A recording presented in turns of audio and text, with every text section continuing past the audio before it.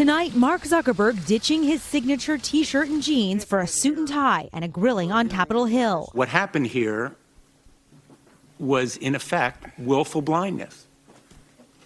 It was heedless and reckless. Why should we trust Facebook? We have made a lot of mistakes in running the company.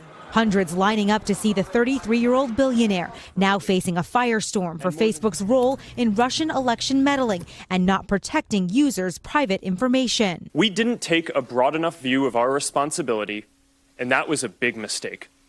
And it was my mistake, and I'm sorry.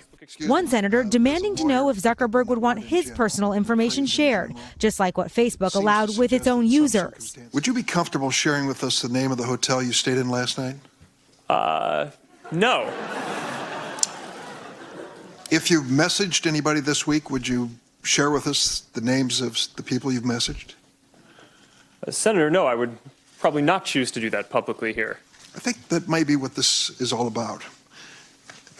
Your right to privacy. Exactly that crossfire coming after revelations the personal data of as many as 87 million unsuspecting Facebook users was harvested by Cambridge Analytica, a political data firm. After questioning, Zuckerberg revealing Facebook did not notify the Federal Trade Commission even after it discovered it. Did anybody notify the FTC? No, Senator. We'd considered it a closed case. Zuckerberg also interrogated about Facebook's privacy agreement with users. When you look at terms of service, this is what you get. Do you think the average consumer understands what they're signing up for?